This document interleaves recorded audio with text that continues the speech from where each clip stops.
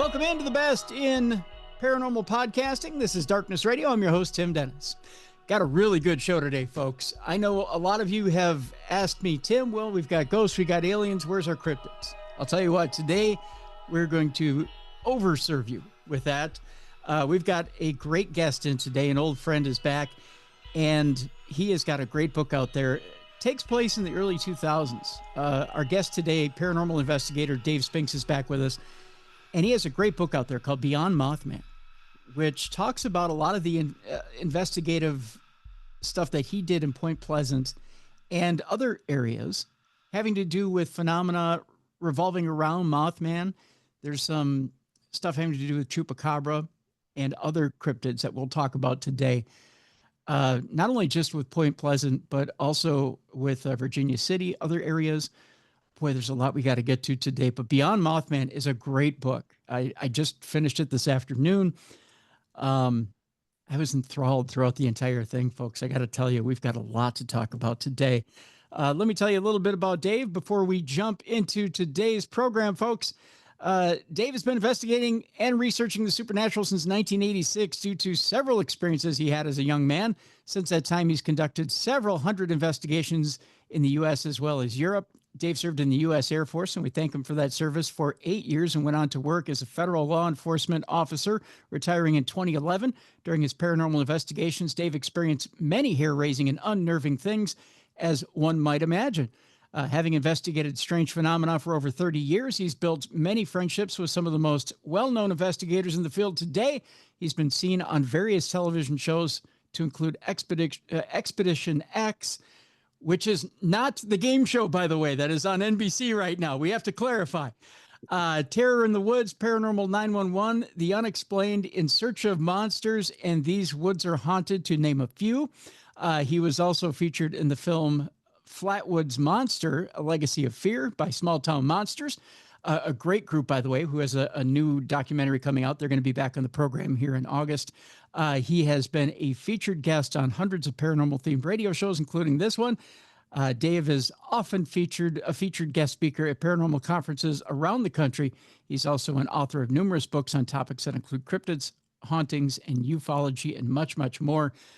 And one of the authorities out there in the field. We welcome him back here to Darkness Radio.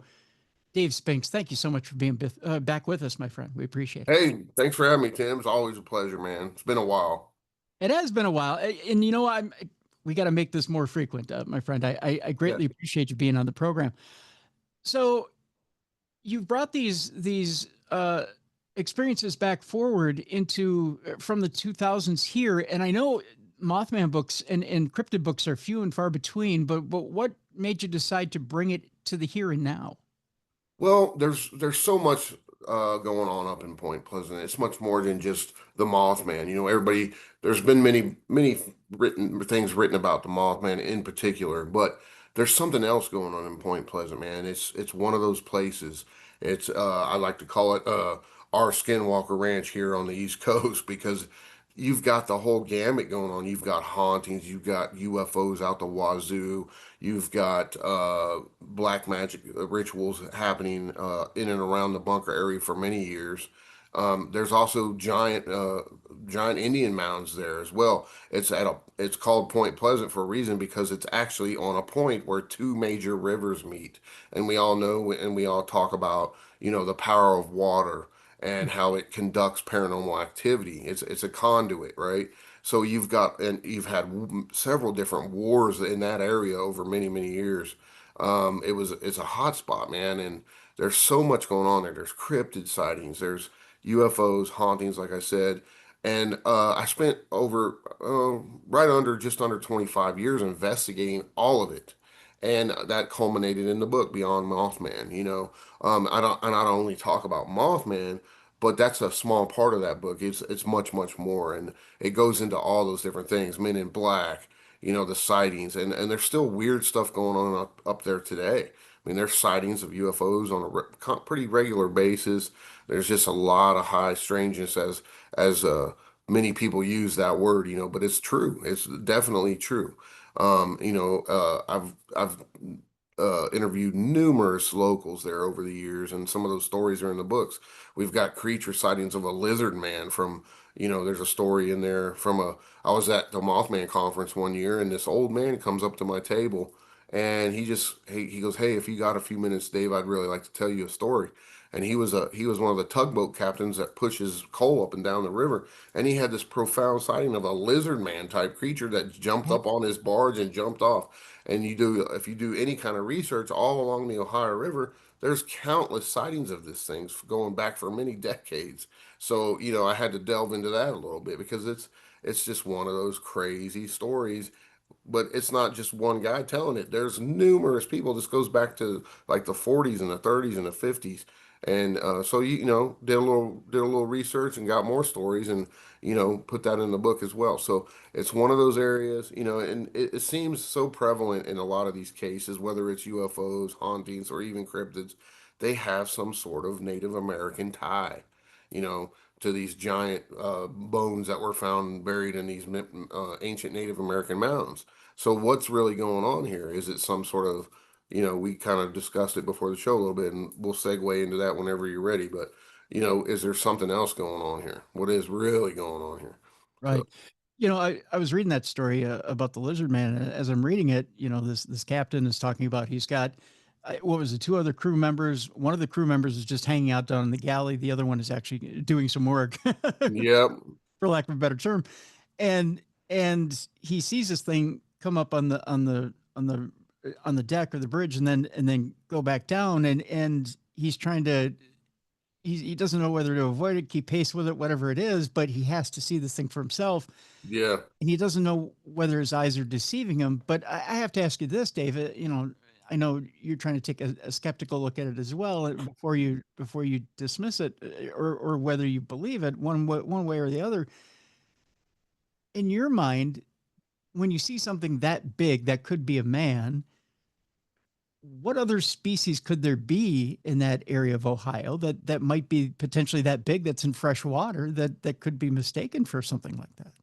Nothing really, if you think about it. I mean, this guy was, I mean, he felt so genuine, and I get this all the time. People want to come up and share their stories that they've been holding in for 30 plus years or most of their life because they don't want to be ridiculed and people think they're crazy. This guy was a decorated ship captain, and stuff, and he had a reputation and he was very well respected in his field. He did that job for like 50 years, you know what I mean? So, Yeah. somebody like that. And a lot of the older folks, they did not want to share these stories, but it happened, especially when I had my store open. It was almost weekly, if not sometimes daily. Some older folks would come in, and there wouldn't be no one else in the store, and they say, "Hey, I want to share a story with you, and I don't feel comfortable sharing it anywhere else, but I feel like I can share it with you because it's what you do." And they would tell me a Bigfoot sighting, or they tell me a UFO sighting. And I said, "Well, why'd you wait so long to tell anybody?" Because, well, I tried to tell my family about it, but they thought I was crazy. So, you run into that all the time doing what I do, and I'm sure you've gotten plenty of stories like that being Yeah. a podcast host and radio Yeah. show host.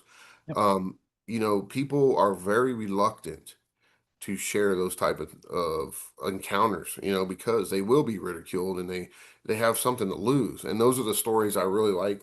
I like to hear it from law enforcement and professionals because when they come out, I mean, they're telling you they definitely genuinely had some sort of experience. Now, what they saw, we'll never know because we weren't there unless they have some kind of hard proof, like a picture, video, whatever. But it's just nature of the game. I love hearing those stories. I believe the man. Why else would he come after all these? It was on his chest. He had to get it off his chest, and that weighs on people, believe it or not. I mean, there's a whole field out there of people that are experiencers that they're being treated for an experience like this because it traumatized them in some way because it went against everything they've ever been told, everything they've been brainwashed not to believe, because it's the unexplained, it's the weird, it's the things we're told that don't exist. But let me tell you something. There's some sort of truth to all of this stuff. Every story has at least a little bit of truth. Whether he saw a giant 6 foot tall lizard man, we'll never know. He truly believed he did. So who's to say he didn't? Because we weren't there. So, if I believe the guy's genuine, the person who shares a story like that with me, I'm gonna write about it, and I'm gonna, take a skeptical look at it. But hey, I can't tell the guy he didn't have that experience because I wasn't there. And if I really believe that he's genuine in what he's telling me, and I believe this man was, I'm gonna write about it, put it in my books because it's an encounter. It's something that really traumatized this man and affected his entire life. Because that's what got me into this. I had an experience that changed my life, and I think it's important for people to share their stories, and I encourage them to You attend the Mothman Festival on a every year. Yep. every year. And as you attend the Mothman Festival, are you finding that people that attend this festival are seeing Mothman still on a yearly basis? Or is this No, phenomenon no, that is very no. Every now and then you'll have a new encounter or sighting, but not as it was back in the '60s when the whole wave of sightings happened. But there are every once in a while you'll see a new encounter, and a lot of times it's in the news. I mean, they're showing.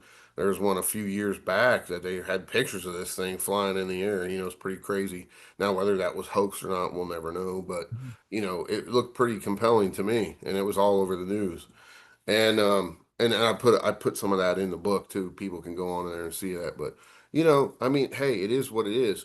We unfortunately with AI these days and stuff, it's going to become harder and harder for investigators to debunk anything because this stuff looks so real, it's unreal, man. And it's unfortunate that people are using it nefariously to it kind of messes what we do up, in a way. But and everybody's looking for that fame and that buck, the almighty dollar, and they're willing to, fake things to get attention, which is so unfortunate to the Yeah. field, for all of us that do this stuff. But you're gonna have that, and I mean, I've talked to a lot of people who are so frustrated with it. They're like, I'm not, I'm gonna give up doing this. I'm like, no, don't do that because, that's, you can't let that kind of stuff stop you from doing what you enjoy and what your passion is. But there's always going to be people like that. Heck, even before AI and all this fancy technology we had, there was people faking, they shot a Bigfoot dead and were making up carcasses that were and trying to pass it off as a Bigfoot. You're going to have that kind of stuff no matter what you do and no matter what time period you're in. So it's unfortunate. Yeah, it sucks. And there's a lot of people that hoax stuff. But, I don't do that. I mean, I've turned down a couple of chances for my own TV show because I refuse to fake anything. Mhm. I will never sell out, and people can take what I say to the bank because that's who I am. I'll never fake anything, and I don't need fame or fortune to do it to do what I do because I do this because I love it and I have a passion for it. You know. Reason I ask is this, Dave. I know you keep a pretty close eye on the internet and in different stories that come out on the internet. You've probably seen a lot of the more recent stories in the last 6 months of occasionally you'll see a story where someone caught a picture of Bigfoot. And there have been some recent ones in the last month or two where there's a picture of Bigfoot that's plain as day, and you don't know whether you can believe it or not. I know there was one, I think within the last 3 or 4 weeks, there was a picture of Bigfoot caught in the wild, and boy, is it clear as day and just standing out in the open. hmm Well, Um, that's like the catch 22, right? So now with AI, like I said, it's so hard to decipher, is this AI? So now we're going to be forced to put these pictures or videos through a program that could tell somehow if the pixels are manipulated or if it's faked. But yeah, I think there's been evidence captured already in the past that's probably something real. But there's so many people out there that are jockeying to be the first person to capture, since the Patterson Gimlin film, to have that magic piece of evidence that other people, oh no, it's fake. So they're debunking their evidence that could be real when and saying it's fake when it's actually something actually in a photograph or a video. So I think some real evidence over the years has been captured. But all the other people that are trying to be the man have said no, it's fake, and then people say, oh, it's fake, and then they just leave it alone instead of further analyzing it. And that's unfortunate. It's unfortunate. So when you capture something of that magnitude that could be real, I mean, you should do your be due diligence and have it sent to experts, have them verify. There's a whole process that should take place before you ever come out publicly with it. Yeah. Okay. I mean, that's just my personal opinion. As Sure. a solid investigator, that's what you need to do. You need to have video and photo experts say, no, this is 100% genuine picture. This is the kind of camera or cell phone it was taken on. We've analyzed it and it's real. There's no manipulation going on whatsoever. So, you should do your due diligence as an investigator to make sure you take those proper steps before you ever release anything to the public.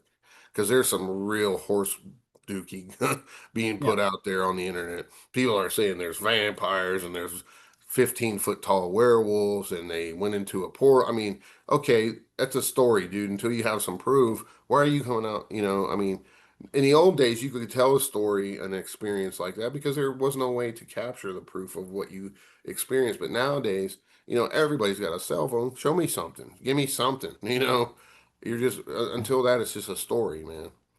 Why do you suppose? I mean, you do see the occasional, photos of Bigfoot. You do see the people taking the occasional AI shots of these different cryptids. Hmm. You don't see that much on Mothman. Why do you suppose people don't take the occasional shots of Mothman and try and throw them up and say, "Hey, I saw Mothman"? Well, there hasn't the thing with Mothman. It's weird because you'll have these like waves of Mothman. You had the supposed Chicago wave, which I don't put 2 cents into, Hmm. to be honest with you. I believe there was one possibly legit sighting of something, but then all these other jokesters came out, and then some certain people tried to come out and claim that as they were the authoritative uh host about, or I wrote a book about it.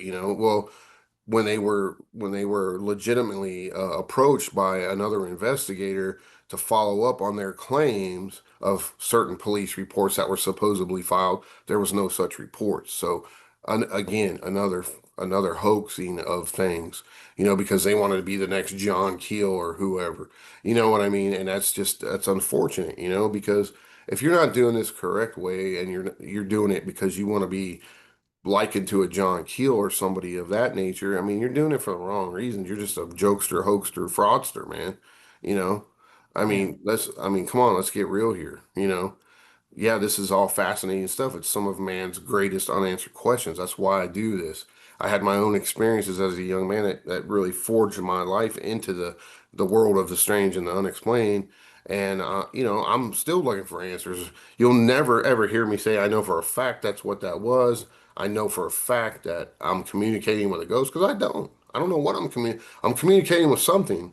I'm getting Right. responses from something. How do you explain that? I can't. Yeah. I know what I saw when a kid was a living, breathing creature. It was moving interacting with the environment, moving the trees, shaking the trees, making these horrendous loud scream sounds that terrified me for years. But I didn't even know like what a Bigfoot was back in those days. I found out later that other people were seeing this thing all over the world when I started doing my own research, as a Yeah. kid in the local libraries without the help of the internet and all that fun stuff. But I was like, okay, all right, I know I saw this thing. Is it some sort of species of ape? I don't know.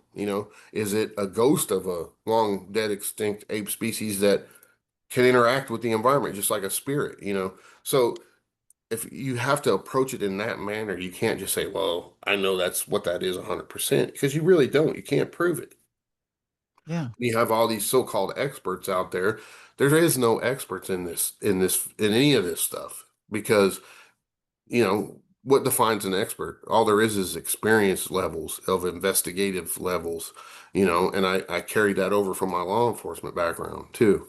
So you can interview all the people you want. It's just fascinating stuff. Are we alone in the universe? Do unknown creatures walk among us? Yes, I believe that 100%. They find new species on this planet almost daily. The Kraken legend, we thought it was a legend, but was it 2015? Japanese fishermen caught a 65-foot long giant squid. That's the Kraken, man. I mean, that's Yeah. what these old ancient sea mariners were seeing in the ocean. So, Yeah. you know, you have to look at it from that standpoint, in my humble opinion. You can't just say, well, I know that was a Bigfoot and I saw it. Well, You might have saw a Bigfoot. Do you know for 100% what a Bigfoot even is? No, we don't. Is it interdimensional? Is it, like I said, is it a ghost? Is it a living, undocumented species of some sort of ape or hominid? We don't know. We don't Right. know. All we Right. have is opinions. Let me let me do a little skeptic separating here for a moment. Sure. Comes back to I want to bring it back to Mothman here for a moment and talk a little bit specifically about Point Pleasant and talk about how they tried to separate things in 1967 and say, "Oh, you're not seeing Mothman here. What you're seeing is this." One of the common things that they tried to tell people, well, the reason why you're not seeing Mothman here is that they had um, they had developed these little flying machines, these wings that they would strap on to military Yeah. at the time, and said, well, yeah, So like here in West Virginia, a lot of people don't really know this, but we have a special forces unit, Delta Force, operates here in West Virginia. They have a base here. And back in those days, we know with the Cold War, and they were developing all kinds of, I mean, they were developing jetpacks and these winged suits, for parachuting. They were developing all that stuff during this time. It was in the 60s. Cold War was in full swing. It's us against the Russians, us against communism. So they were doing anything and everything they could to, go in to beat the Russians in technology because that's where it was at.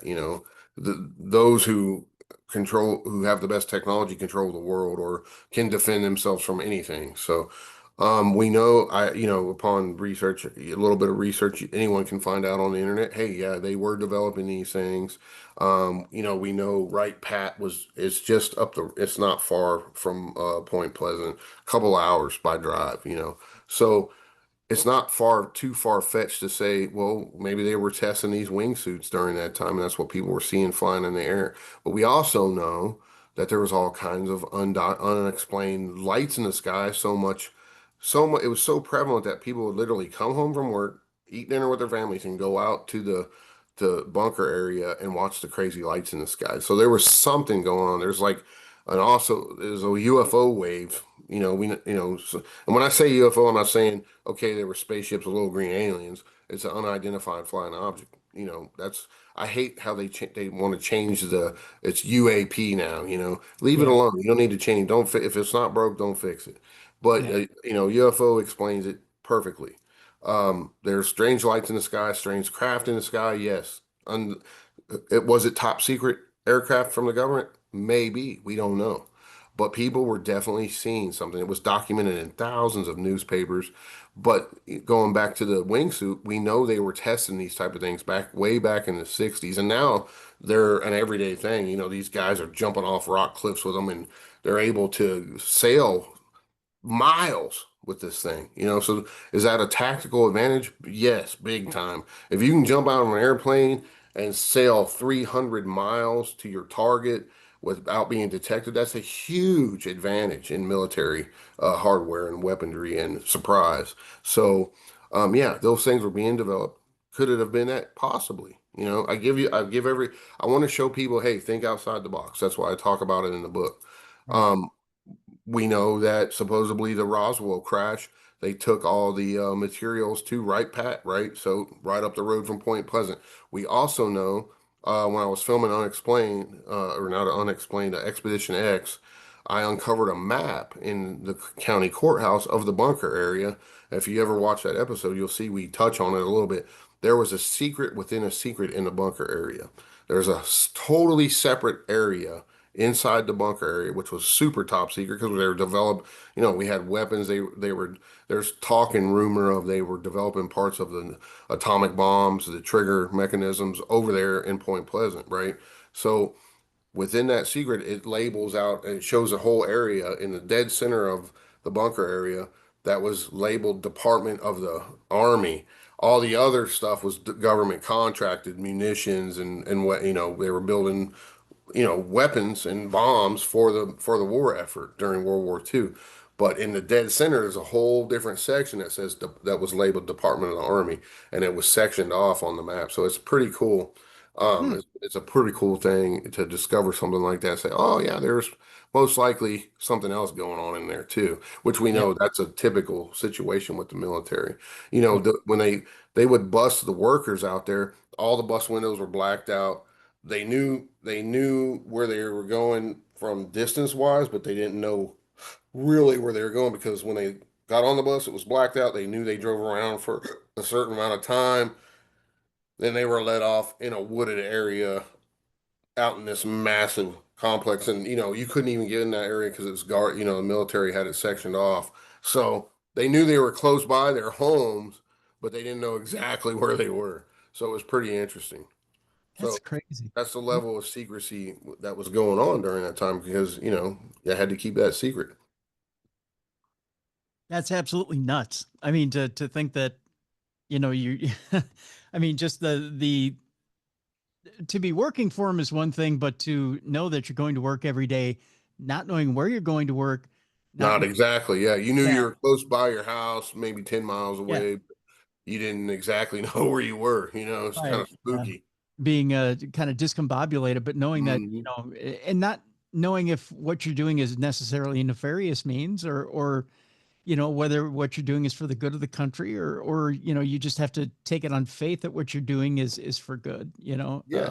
And I had like, I've had so many crazy experiences up there just with ghost boxes and stuff. And I was filming In Search of Monsters, and that whole show had to do with Point Pleasant and the bunkers and Mothman too, but it was a different it was a different take because this couple had gone there and they were just, they were interested in the paranormal, and they were talking to some of the locals in the shops, and they said, well, how do you do an EVP session? They give them a recorder and they go out there and they capture something very dark and negative, saying, it wants to kill them and this and that. And so they go home. Next thing you know, all this activity's going on in their house for years.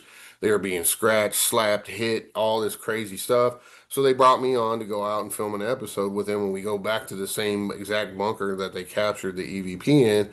And I'm using a ghost box for the show just to see if we can get anything. And it goes crazy in this bunker. That the crew had these battery operated lights, right, all around the perimeter inside one of the igloos. And they didn't even show a lot of this stuff on the episode, which blew my mind, which that's TV for you. They suck sometimes. But all of a sudden the lights started just going off, turning off by themselves, and they were fully charged. And we're getting responses. I said, "Are you the Mothman? Do you want to hurt Jeff and Crystal?" And I said, "What do you want from them?" It said, "Blood." And I mean, it was straight up responses. And Sure. basically, when you're in a bunker, you're in a giant Faraday cage. Okay, this thing is a 3 foot thick concrete igloo, and you can't get any radio signals in there at all. So there was no bleed over, and it's given just exact, just following up with crazy responses, and that's all in the book too. It's pretty compelling. And Yeah. then I took a K2 meter around Crystal, the woman, and it was lighting up like a Christmas tree when it was saying all this stuff. And she freaked out and ran outside, and she felt, she was just totally just messed up from it. And then all of a sudden, right behind us, the sound person comes running out of there. And they're like, I'm not going back in there. And they were hearing all this crazy stuff come across their very sensitive uh, audio equipment. So it was pretty intense, and they didn't show a lot of it, which was unfortunate. But the some stuff they did show was pretty compelling. So it's one of those things. How do you explain that? You can't. And I really feel that they were followed. Something followed them home and was attached to them from some sort of practice that had gone on there. And I write about that in the book too. I talk about the different satanic things that have been witnessed out there, people in dark hooded figures, with a fire, chanting, doing all this black magic stuff, and a lot of that, all that's in the book. But it's I believe there's something nefarious going on in that whole area, always has been, and probably always will be. Even the even if you go to like the Great Serpent Mound in Ohio, the regular natives from our time, like the more modern, they don't like that area. They say it's bad. That those people were bad, and they're talking about the giants. So if you read about anything in the Bible, it talks about the Nephilim, right? And the Nephilim were these giant. offspring of human women and the fallen angels, and they were disgust. It says it right in there, disgusting, vile creatures that would eat people, and maybe that's linked to that. You have to think of, you got to think about these things. And I mean, some of these skeletons they found were 15, 18 feet tall. So Hmm. that's a normal size of 6 foot man coming up to their kneecap. Yeah. That's massive, and they Yeah. could easily grab you and eat you. I mean, that's crazy. Yeah. And I did, it's in the book too about the experience I had with Weatherly when we went to Lovelock Cave, and it ties into the Giants and it ties into the Men in Black, and a lot of this stuff ties in together. So, you know, it's really spooky but fascinating stuff. I want to get to Men in Black here, and I want to talk a little bit about Men in Black being tied to Mothman in that area, and the phenomena of the two being tied together, because it seems to me that the Men in Black phenomena to me is an odd one. It's a weird one, and it seems like it's kind of a hit or miss deal. It seems like whether you are too tied to the UFO phenomena, whether you're too tied to the Mothman phenomena, whether you're too tied to something uh, a little controversial, you're either done away with or you're threatened with it. I know we've had L.A. Marzulli on this program, and he's been directly threatened by Men in Black, and it's unnerving to hear about. I know with LA, he's stated on this program that they said to him that we could make your daughter go away. We could you know we could you could go to you drive a car with a computer in it. We could make your computer fail. We could you could blow a tire at any time. You could Yep. those type of threats. You point out in the book that I forget the name of the broadcaster with Mutual Broadcasting who you know Phil Snyder. yeah died of what could have been from a heart attack gun. Um, and it's the fact that these Men in Black are very odd, right? They have this very odd look to them. Although they're very sharp dressed, they have a very odd sheen to them. They behave very oddly, like they may not be in Hmm. this world. Maybe they're Hmm. not. Yep. Um, but they come across as very they put off a very odd vibe. They don't seem very human. Is that fair to say, Dave? Oh yeah, I mean, I truly believe that me and Weatherly had an encounter with real Men in Black, and that we were followed, we were chased. It was crazy. Like if you read it in the book, I don't want to tell too much because I want people to read about the experience because it was pretty unnerving. I mean, to the point where we were driving 80 miles an hour trying to get away out in the middle of the desert, and I'm talking miles out, and there was no traffic. I mean, we're on a dirt road out to Lovelock. It's 20 miles through the desert to get out there. And all of a sudden, there's no crossroads that intersect except for when you first get off the hard road, when I talk about it in the book. And then you get on this dirt road, there's no other crossroads or anything. And all of a sudden, this car appears behind us out of nowhere. And it had no license plate on it or anything. And like I said, and this guy was, I know counter surveillance techniques. I mean, I was taught that in the military. I know it. This guy was counter surveilling us. And then when you read about the story in the book, you'll see what happens even more. We were chased when we got back on the hard road by a blacked out Crown Vic, and it was blacked out to the front windshield was even blacked out, and it had no license plate on it. And they swung around there when we passed it because I looked like this. He was driving, and I looked, and there was no license plate on this thing, and it was totally blacked out, which is number one is illegal. You can't have blackout on your windshield and your side driver's windows. And this thing was totally blacked out, no license, and it chased us to the point where he gunned it. We were doing 90 miles an hour going down the interstate, and they didn't pursue us after that. But I think that was a message. Hey, stop what you're doing. And there's been other times I've been on the phone talking to people about certain cases and things we've experienced, and the phone goes dead and doesn't want to start back up. I mean, crazy stuff. And computer, I was writing a story one time. My computer just shut off and everything went dead on it, and the computer never did work again. So it's weird stuff. I can't say for sure, hey, it's the Men in Black doing this to me, but it's awful strange when you're typing about a particular subject, writing about it, or you're talking on the phone. And there's even been times where I was doing some experiments with a psychic on Facebook, and when we started getting certain responses, the whole Facebook feed went dead. I mean, Really? there's been some crazy stuff going on throughout the years with me and other people I've worked with, you know. So what is it? I can't say for sure, but it's really awfully strange. I've never been outright threatened, but that one time at Lovelock Cave, something really weird went down. So I have to And ask see, this we question. had been out to the Paiute Reservation, talking to the chief there and everything during that trip. So it was very bizarre how it all went down. So I have to ask this question, Dave, because okay, so I've been doing this show now. It'll be 20 years in 2006. Okay. And I've talked about every subject under the sun.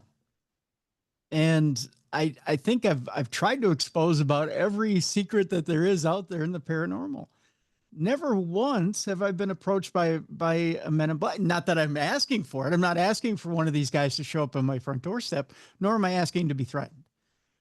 But I am I not asking the right questions I or don't know. I mean, it you was, know, I didn't want that to happen. It just right. happened. You know what I mean? And I was like, wow, that was so, I mean, we were a little bit shaken up over that. I mean, if you can even talk, I'm sure you'll talk to him at some point, but he'll tell you about it. It was very unnerving and bizarre. I mean, to the point where we both felt danger. I mean, he's like, I'm like, punch it, let's get the hell out of here. I, And this I guy spun around and followed us out to the highway. I get that's crazy. I guess what the question I'm asking is what button do you feel you pushed in order to We get there? don't know. That's Because the thing. We couldn't figure it out. I mean, we were like, okay, we did this, this, and this. Did they not like us? Maybe we were close to something that we didn't really even realize, by talking to the Paiute elder, and he was telling us all these stories about out at Pyramid Lake and everything. And that's when we said, oh man, we're driving after that, and we're like, hey, Lovelock Cave. Oh, let's go. It wasn't even planned. So maybe we interrupted something. I don't know. It was just the most, and let me tell you, there was nobody out there. It was just us and this weird looking little Asian guy. And I talk about it in the book. And he had a hat on, a flannel shirt. Mind you, it's 120 degrees out in the desert out there. yeah. And I mean, we were burning up wearing shorts and stuff. It was super hot. And this guy's wearing a flannel shirt, pants, a hat. He looked all pasty. He didn't look right. He kept his head down. He never looked us square in the eye. If you read the story, I mean, you read it, you Yep. read it, so you know. But folks, listen, read the story. It was not normal at all. Period. And this guy was doing surveillance techniques on us, and then he was acting like he was using a cell phone, but then he was fumbling with it so awkwardly that it looked like to us he never had held a cell phone in his hand before and didn't know how to use it. So Yeah. it was just like you hear these stories, these guys are awkward. These are. I was like, dude, did we just have an encounter with a man in black? I mean, what are we dealing with here? And having the blacked out Crown Vic follow us like it did. I mean, that just, was this little Asian dude an alien, and these were government men in black that were following us because we interrupted? So we don't know. I mean, what do you do in that situation? You're just racking your brain trying to figure out what just happened, and we still don't know what happened. But I shared the story in the book because I thought it was interesting and compelling and pretty bizarre to say the least. In your mind and in your experience, is there a difference? Is there a Men in Black organization that works for the government, and is there an interstellar Men in Black? Are there two different organizations, or Well, are they that's what the theories are, right? Some people say they're government agents. Some people say they're aliens. Some people say they're aliens that work for the government or are part of the government. So I don't know, man. I couldn't even begin to answer that because I just don't know. I'm not going to pretend like I do know because I don't. But when you research and you see all these other people's with these strange accounts, I mean, they kind of line up and they match up. It's like, wow, dude, Hmm. what did we do to garner that type of attention? Yeah. We're just out there exploring and trying to, see what, be in a location that we heard this Paiute elder tell us their whole history, where they trapped these race of giants in the cave and burned them out and killed them all because they were raiding their camps and eating their people. these giant red-haired giants, that's a fascinating story to me. And I wanted to go to the location where it all took place. And that's what we did. And, just being there was really, really cool until all this weird stuff went down at the same time. Um, and then, I don't know, were they following us, watching us? We were hitting a lot of different stuff in those years. I think we investigated on a regular basis for 7.5, 8 years together, all over the country, different monolithic sites, different famous sites, Serpent Mound, and all these different things that have a lot of high weirdness and strangeness with them, and I don't know, maybe they didn't like that for some reason, but Yeah. we that's what happened, and I wrote about it in the book. I tell you what, when we come back, I want to talk a little bit about the possibility, one, that Mothman isn't necessarily, well, let's just put it this way: Mothman is more than maybe just a extra dimensional creature. That maybe it's something more. Maybe it's magically tied. We'll talk about that magically or elsewise. Okay. I want to talk about a ghost experience in Mason County. Um, we'll talk about that as well. And I want to talk about another person that you work with, Serenity Jenny. We'll talk about one of the psychics you work with and Yes. some of the investigations you've done with Serenity Jenny. So, and on the other side of the break, Dave also has taken some paranormal poetry and he's taken and put it into music. And this music is phenomenal, folks. So we're going to play a couple of examples of that as well. And Dave's also crafted a new theme for Darkness Radio. We'll play it at the end of the program. So much, much more to come, folks. Dave Spinks is with us. The book is Beyond Mothman. It is incredible, folks, and I encourage you to get a copy of it. We have a link in the description of this program. Go get it during the break. When we come back with Dave, we'll talk about whether Mothman is more than just an extra dimensional creature and much, much more. Dave Spinks is with us. And on the other side of the break, more about Mothman and other creatures. And we'll also talk about Serenity Jenny and much, much more. Next, right here on the best in paranormal podcasting. This is Darkness Radio.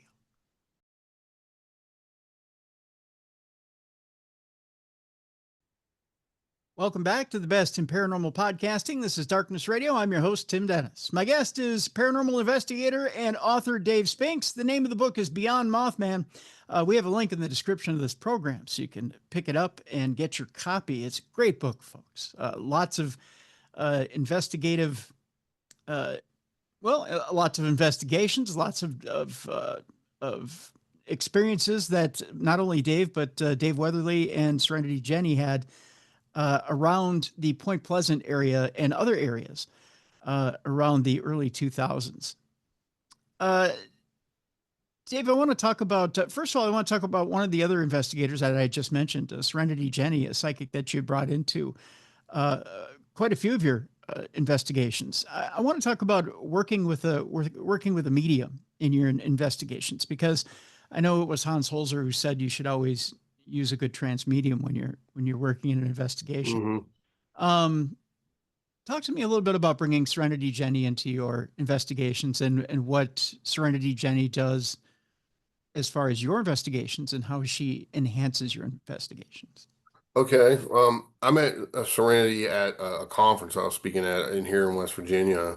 And, doing what I do for so many years, I've met a lot of charlatan psychics, claiming to be something they're not. And, to be fair to her, I put her through the ringer before I ever decided to use her. And she did some amazing, amazing things. Like she actually had me, like we started talking and she wanted me to come to validate her stuff with how I do things. And I thought that was an interesting take because normally there's psychics telling me I can do this and I can do that. And I'm like, yeah, well, show me, give me a reading. Get a reading. They didn't hit on anything. And I'm like, no, you're not who you say you are. So with her, it was kind of the opposite. And she's like, I always, being a psychic and claiming to be a psychic, you get people attacking you all the time, which is, they attack us too. Mhm. And I said, okay, well, what would you like me to do? And she's like, well, And we discussed it. I said, why don't we do this? We'll go to one of your cases because she gets cases all the time, helping. She clears houses. She's also a spiritualist minister. She does exorcisms, and the whole nine yards. And I go, next time you get a case, I'll come. And why don't we go in separately? And I'll have a film guy there with you to film everything you're saying, okay? And then when you come out, I won't hear any of that. I won't know what you got. Then I'll go in, I'll do my thing and see what kind of evidence I can pick up with my equipment and everything. Then we'll come together after both of those and then we'll compare notes, right?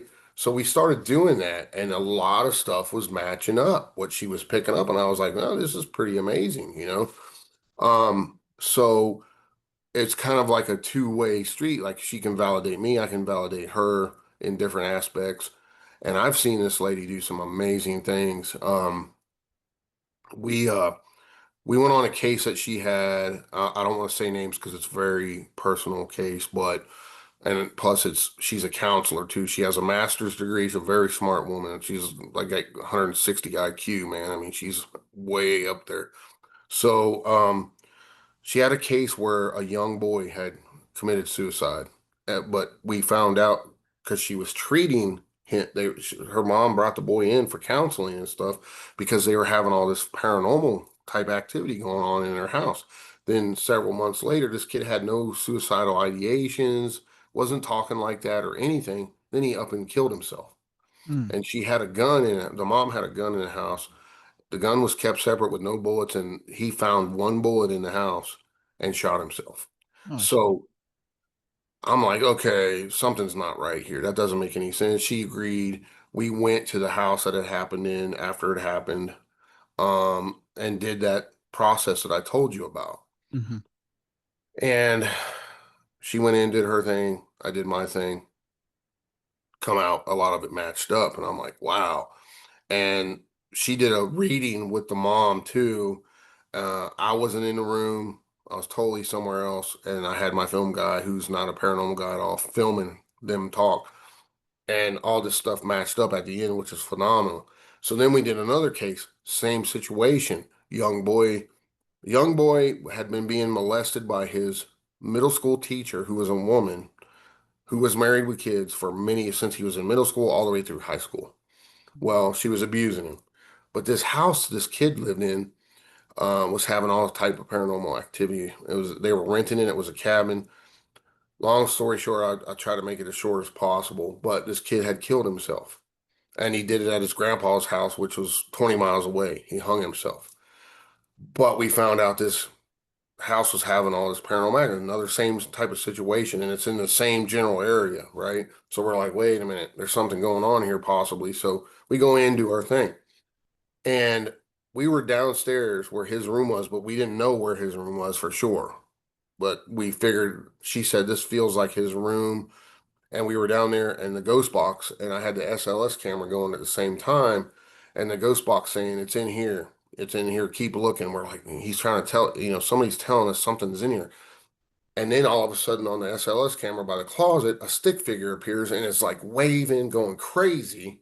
And I'm like, what the frick? And it got so intense. I said, okay, that's it. Turn everything off. We're going to turn the lights on. We're searching this room from top to bottom. I mean, and there was a cabin, and down in the basement area, it was like a game room down there, ping pong table, and they had bar stools and everything. And his room was down there. Great Hmm. place for a teenage kid, Hmm. and had a bathroom and everything down there. So we searched this room from top to bottom, and the ceiling was not finished yet. It still had the open rafters, and you Oh. could put your hand in down inside the cinder box and feel around. So I'm searching this the best I know how, and I'm a pretty good searcher, being in law enforcement, searching inmate cells and the whole nine yards. And I'm like, man, I'm gonna get bit by a spider, putting my hand down, and I'm doing all this. I don't find nothing. And Jenny Serenity, I gotta use the potty. We had five people with us, some of her people that are metaphysical people and stuff. And so she didn't want no one to hear her going in the potty downstairs, so she went upstairs, right? So we keep searching, we find nothing. I mean, we're pulling the carpet up, looking under the carpet for anything, something that's hidden, right? And I watched this happen in slow motion. It blew me away, blew me away. I watch her come back down the stairs, and we're kind of just standing there. We didn't find anything, you know. We found a few things, like we found a pocket knife and some other little stuff, but it was in the bathroom, like put in the cup cabinet. She walks down, and two or three people say stuff to her, and she doesn't even acknowledge them. It's almost like she's in this trance, right? And I watch her go pick up one of the high back bar stools there, and she goes into the closet, and she goes climbs up on there. I'm like, "What are you doing?" She didn't even acknowledge me. She was like zoned in, and she starts reaching around up in this closet, and she goes, "Oh, oh," and she pulls out this little notepad, and she goes, "I can't do it. You look at it." She throws it to me, and I catch it. It's a little notepad, and it says on the front to something to the extent of "to whoever finds this" or whatever. So I start flipping through this thing, and I'm like, "Oh my God, it's this kid's little diary." And I'm flipping through this, and it's got his name, it's got a cell phone number in it, and he's just a teenage boy writing stuff. And he's talking in kind of like this secret code where he's alluding to something happening to him, which was his teacher, right? Yeah. So I'm like, "Oh my God." And I go, "That's it, everybody upstairs." And I go up there, and I read through this whole thing, and everybody's crying. This is crazy, right? And I said, "Jen, what happened? What transpired for you to go down there and find this? We've never been in this house before. We don't know anything about it. All we know is the facts of the case, right?" And she goes, "I was on the toilet," and she goes, all of a sudden, this young man's voice comes in my head and says, "You effing missed it. You missed it. Go, it's right here. Put your hand in there, and it's behind some wires." And she found it. It was down in the wall, tucked behind some electrical wires, just hanging in there. Oh, And wow. she goes, "He was screaming in my head saying, 'You effing missed it. It's in the closet,' telling her everything." And she was in this trance. And right, so I read through this. I'm like, "We got to contact his mom. Mhm. He wants her to have this." And so I get cold bumps every time I talk about it because it blew me away. I was like, I knew then without a shadow of a doubt, she's the real deal, 100%, you know? Wow. And I mean, we were crying. This is hardcore stuff. This is a young teenage boy who killed himself because he was being abused. So we contact her friend, which owned the house that they were renting when this all transpired. And we said, "Do you still have her number, her contact info?" And she goes, "Yeah, I think I got it. Let me," and we told them about it, and they're like, "What?" And I'm like, "Yeah." And so anyway, we contact the mom, say, "Hey, we got something here that you need to have, and we need you to verify if this is in fact your son's." And she came over with her new husband. And of course, when they come in the house, I got gear everywhere, cameras, and they're like, "What the fuck?" You know, they're freaking out. "What is this?" And I'm like, "Whoa, whoa, whoa, wait a minute. This is who I am. This is who, this is what we do. All we need to know, we think he wants you to have this. If it is in fact his, can you please verify it?" She starts reading it, and then you see the tears coming out. It's his old cell phone number. It's his writing. It's all his stuff. And we're like, "Well, we want you to have this. He wanted you to have this, right?" And then there's more to the story, but we'll save that for later on a different thing because there's a lot to this. But anyway, she verified it without a doubt, 100% it was his, and it alluded to stuff. And did you know the woman that did this to him was never prosecuted or anything? You're serious. Yeah, and they have all this proof and everything. There's emails, and I mean, Even so though there's evidence from the person who was the victim, yep. written corroborated evidence, there And never there's other stuff too that they never did anything to her. really. Yeah. So, but going back to Jenny, that's when I knew for no, without a shadow of a doubt, she's the real deal. And I've seen her do many, many amazing things since then too. So she's the real deal. And uh, going back to our discussion about Point Pleasant, I have taken her to Point Pleasant Mhm. numerous times now. She's in the book too. We share some of what she picked up there in the bunkers and where the site of the bridge fell were 46 people. She did an amazing thing there. It's in the book. She'd never been there, doesn't know the history of any of that because that's not her forte. She is a counselor and a psychic medium, and she uses those to treat people, right? Mhm. So she doesn't do what we do. She doesn't do the paranormal, so to speak. But now, she does cases where she clears houses, but she doesn't know about Mothman and cryptids and the whole nine yards like that. So after having known her, of course, she's my fiance now, but um, uh, I had taken her out there, and she actually got a full name of one of the victims. She just talked out this name, and when you go back and do the records of all the people that died, there it is. She said he's cold and he's this and that, and he's saying he needs, and she does what she does and clears the space for any trapped souls and everything like that. But yeah, she's done some pretty amazing things with me. I've seen her do. So her story's in there and what she picked up and what she gathered from the site, and there's more stuff too as well that she's done up there with me. There's and the story you're talking about is about Bunker X, and it brings up the question. I think we can transition to this topic safely, Hmm. and that is, are we dealing with something when it comes to Mothman that's maybe a little bit outside of the realm of just a physical cryptid or a creature, Hmm. if you will? Is this something that might be magical? Is it something that's So outside the realm of a creature? yeah, taking her in there, of course, I wanted her take on what she picked up and what she was, what she was gathering as a psychic.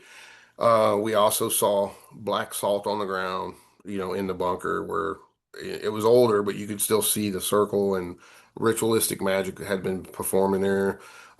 She felt that definite black magic spells, conjuring type spells were used there.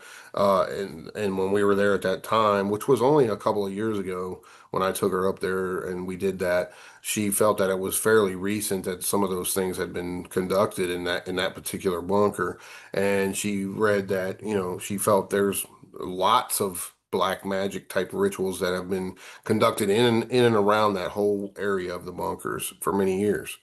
And having interviewed numerous witnesses from the locals, that's in the book as well. They said yes, in fact, that has been going on for many years up there. Numerous people had seen people in black robes out in the woods conducting some type of ceremony. They didn't know exactly what. There's been dead animals found there, sacrificial type things, and everything else. So maybe, and there's a correlation to what we know as the Pazuzu wing demon, maybe that's what was conjured. We don't know, but is it possible? Sure. Because that is an actual specific demon in demonology, that's winged and has fairly a similar description to a Mothman type creature. So is it possible? Sure. I mean, anything's possible in my mind, but if those type of things correlate to that, then there's a definite possibility something like that was done.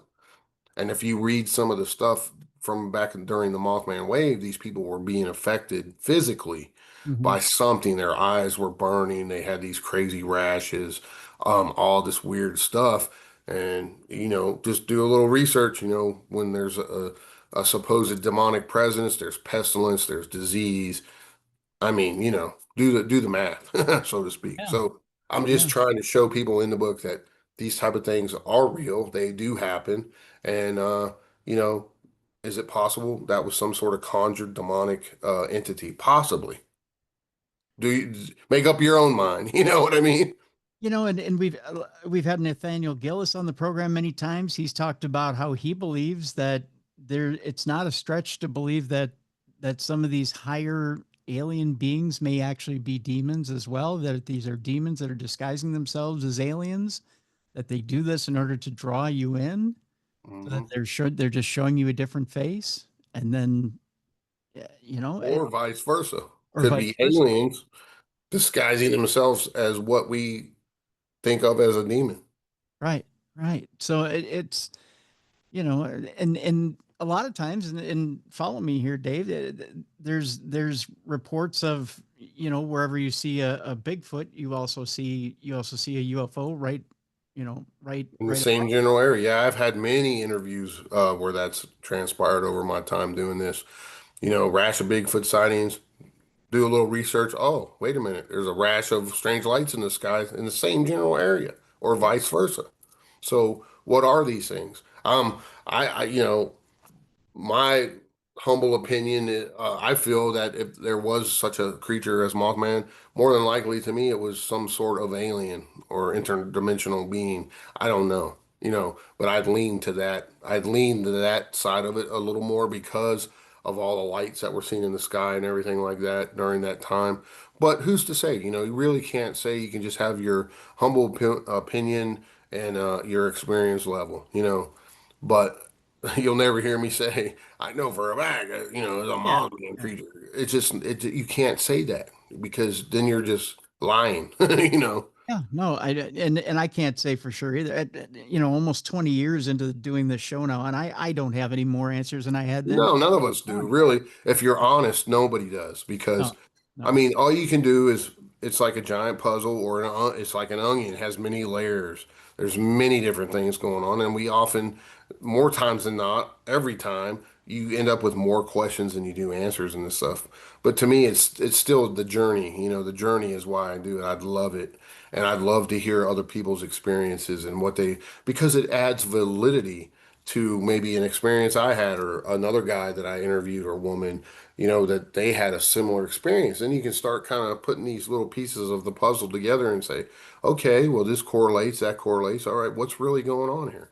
And, Yeah. it's just fascinating to me, and I love all of it. And it wasn't that long ago we've talked about this before. You couldn't be a Bigfoot guy and a UFO guy, or a Right. haunting guy and a Bigfoot guy. You would be ostracized from all of them. But I'm proud to say that I was one of the first people that was openly talking about this. That all this stuff correlates and crosses over in some way, shape, or form at some point. And as an investigator, you'd be doing yourself and everybody else a disservice to say, oh, it can't be a Bigfoot and an alien. It can't be an alien and a Bigfoot or a haunting. That's bullcrap. We don't know. Right. So as an investigator, you have to look from outside the box looking in. Because if you don't, you're just doing everything a disservice because they are interconnected in a lot of ways. I've been Yeah. to haunting cases where I interview the people because normally before I go to a case, I interview the people 2 or 3 times and ask them the same questions over and over just to see if I can catch them lying to me, before I ever spend my time, my gas, and my money to go out and try to help these people because I have been hoaxed before, people try to, oh, you're on TV, I want you to come to my house, that type of thing, and it's frustrating as all get out, but that's, it's a method I've came up with over the years to help me weed out those people, Right. and I would interview them, and they're saying they're having poltergeist activity, right? Stuff flying across the room and stuff. And then when I get to the house, I think, okay, this is what I'm focusing on, some sort of haunting, malevolent, negative haunting here. But then they said, well, I'm also having these dreams of these little gray guys, and I'm floating up through my ceiling into the sky. And I'm like, what? You didn't tell me that the first time. So what do we got here? Some kind of alien projection being put into these people's minds that or are the aliens making stuff fly across the room and they think it's a ghost? So, you got to really, it crosses over sometimes. Not all the time, but sometimes. So there's a lot of different aspects you have to look at as an investigator doing this stuff. It's just not all the time ghosts, Bigfoot, or UFOs. Sometimes it's both or many different things going on.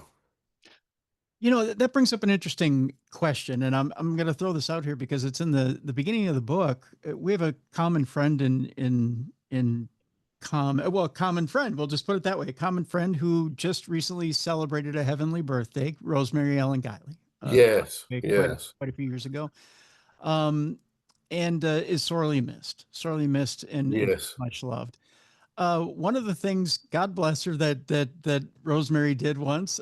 We had lunch for 2 hours. We were doing an event at the Queen Mary. She uh, she filibustered me for 2 hours and tried to get me or convince me that I should really believe in fairies. This was a conversation that I was like, Rosemary, I don't think I can believe in them. To me, they're Disney characters. She was like, no, no, no, no, Tim, let me explain to you why you should believe in fairies. And she managed to get me to turn the corner on this deal. Mind you, this was many years ago. yes. But we had a good conversation over a really good lunch. She was a Spitfire, Rosemary was, let me tell you. Yes, she was. Yes, she was.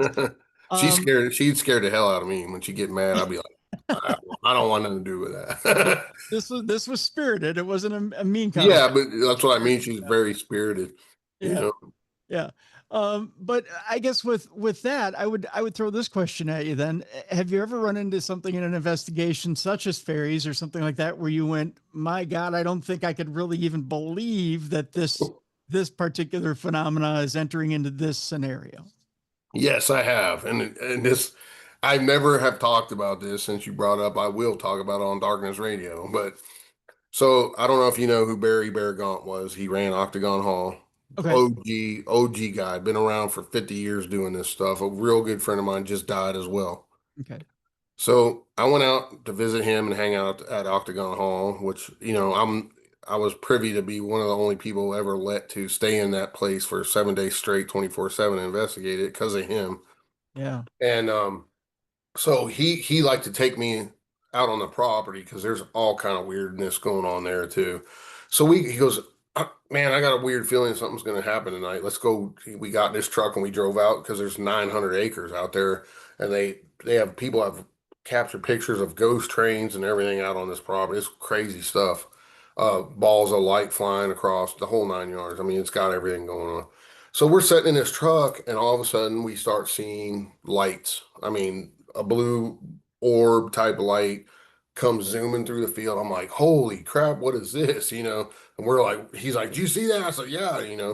And then these little, what started off that looked like fireflies started coming up from the ground, and they started out the size of a firefly, and Okay. they got brighter and brighter until I saw, and you probably think I'm nuts, but I swear to you, I saw what I could only describe as fairy-like creatures come out of these balls of light. They had wings, they had little bodies, and I'm like, dude, what did you put in my drink, man? Because this is what I'm seeing right now. And he's laughing. He goes, I see it too. He goes, we're sniffing our drinks, and Yeah. it was just and the funny thing was, it wasn't the time of year. It was fall, and it wasn't the time of year for fireflies at all. Yeah. And Yeah. we saw these things, and there was hundreds of them. And the grass was really tall out there in the field. It was probably 2, 3 feet tall. And I'm just like, am I really seeing this right now? I don't even believe I'm seeing. I'm on some kind of mushroom trip or something. I couldn't believe it. And we watched this stuff for like 15, 20 minutes, and then he just kind of dissipated. And I'm looking at him, and he's looking at me. I'm like, I'm never going to tell anybody this. But since you brought it up, might as well tell it, right? Yeah. So Yeah. we drive back over to the hall, which is, a couple hundred yards away, and we start looking, and there's what looks like fireflies all over the ground again. And I'm looking, and I can't find the bugs. I'm like looking at the light, trying to grab where the light is, and there's nothing there. Wow. And they were there just for a few minutes, and they disappeared. And I was like, dude, this is trippy as all get out.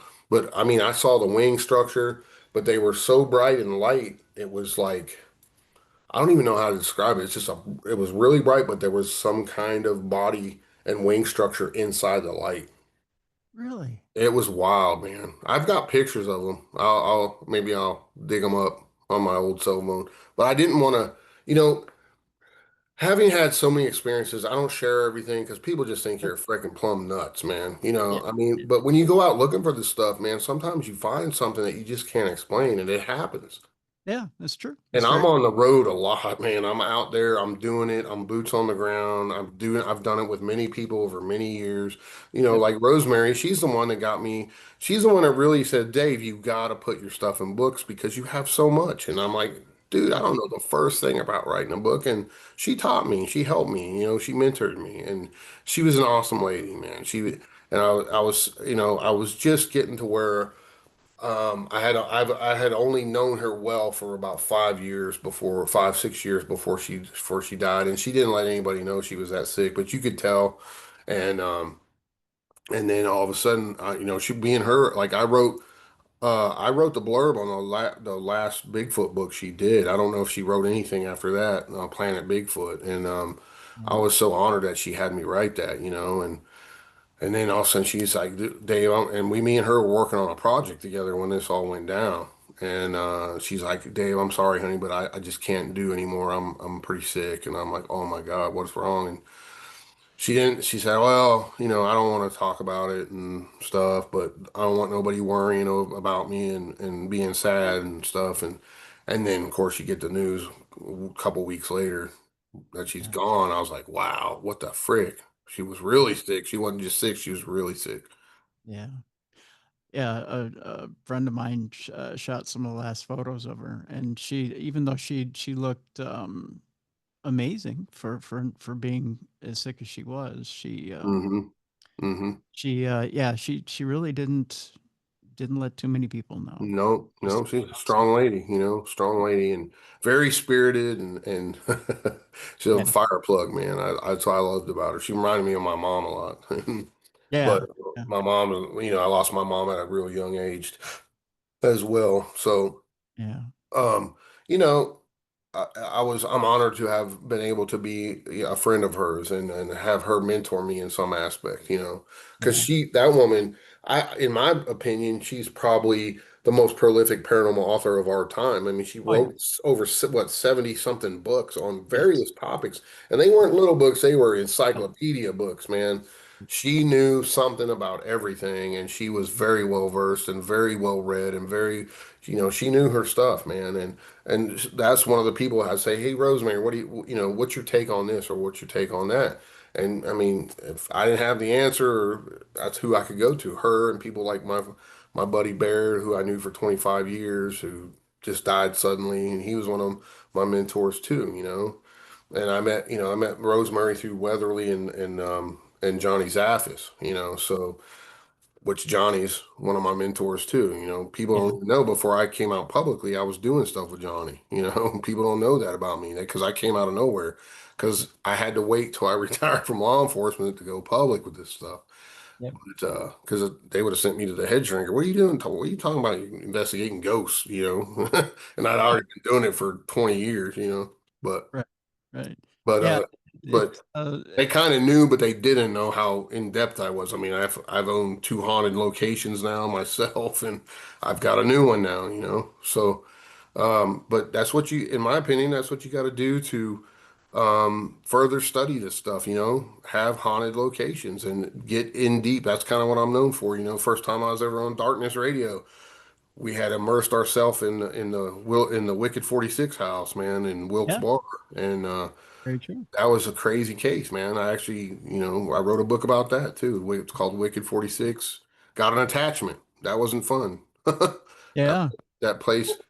With this new place now, are is that the idea? You're gonna immerse yourself, write Yep. a book about it at Yep. some point? Yeah, like I had the Willow's Weep house after the Wicked 46 house, and I did a 7.5 year project on that house and wrote a book about it. And there's another book going to be coming out about it, and most likely a movie or two will be coming out about it Wow. in the future, but based off of my books and stuff. But now I have a new place, and it's got a funny little name because I wanted to show people, hey, you don't have to have this grand mansion or an asylum or a giant old prison. A haunting can occur in a little shack. So I named it the Shantytown Spirit Shack because it is built in the town I live in now is a coal mine lumber town from way back. And the road that this house was built on was called Shantytown at one time.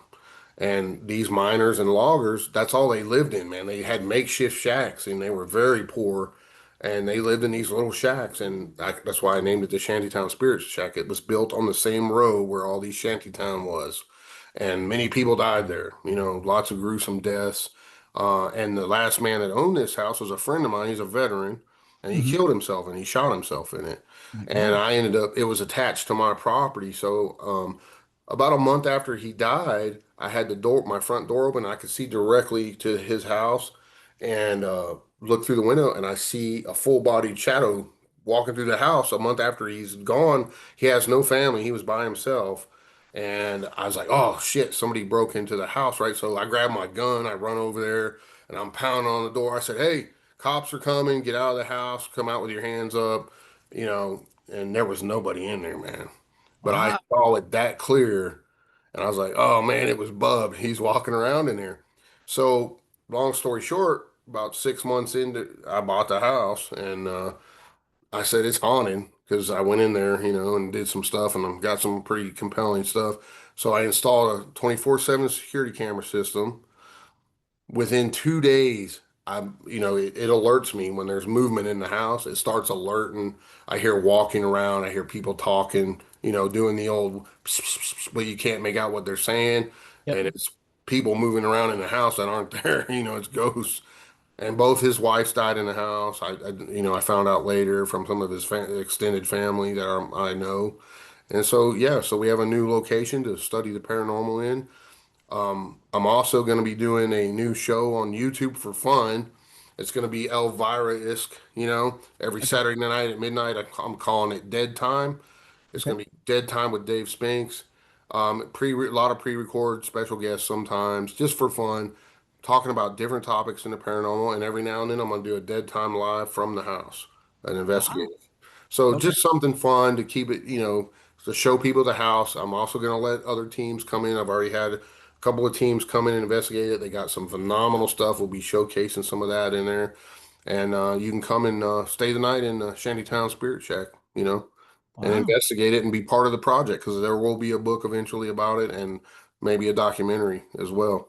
Because, a haunting can happen in anywhere. It doesn't have to have, you don't have to have this grand mansion or psych ward or whatever. It can happen anywhere. And that's what I'm trying to show people. Hey, it can be this little tiny house on property that all kind of stuff in the also, right in front of the house, the old railroad tracks used to run. I mean, literally 10 feet away from this house, run right through this neighborhood. And there's an old story from many of the old timers that they'd see this murdered prostitute's ghost walking the train tracks. And there's all these different little stories right here that I think add into it. And one of my relatives, there was a tannery like right where my backyard is. I live right on a river too. It's right on a river, so you got Hmm. all that going on. But there was a tannery there, and it had a giant smokestack, a brick smokestack, and one of my relatives fell off of that and died. So Really? yeah, so there's all kind of little death stories that can, we all talk about that, what leads to a haunting, what causes a haunting. And so, got a lot of cool stuff coming in the future with this place. So, Dave, I got to ask you real quick then. You're near a river. You've got railroad tracks going there. You got a major electrical source there. Do you think your whole property there is rife for a haunting then? Yes, I do. And I didn't know that when I literally bought this house because my kids, I got a divorce years ago and my kids were going to school right here. So I wanted to be close to the school. So I ended up buying this house for dirt cheap, man, and remodeled it. I'm still remodeling it. But I wanted to be right here until they get out of school. My son's already out of school. He's in college now, and now my daughter, I'm just raising, being part of her life. And then once she gets old enough, I'm going to keep this for a B&B and the haunted place for people to come and investigate, and I'll be investigating there.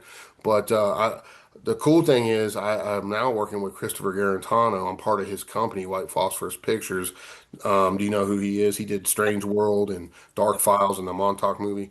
So Hmm. me and him are working very closely together now. A lot of cool projects coming up with him, and I'm super stoked for that. I'll be able to showcase a lot of stuff I've been waiting to showcase of my stuff through him, with him. It's all, he's got a new movie coming out that I'm a part of, called A Haunting We Will Go, and it's going to be, I'm so excited for folks to see this.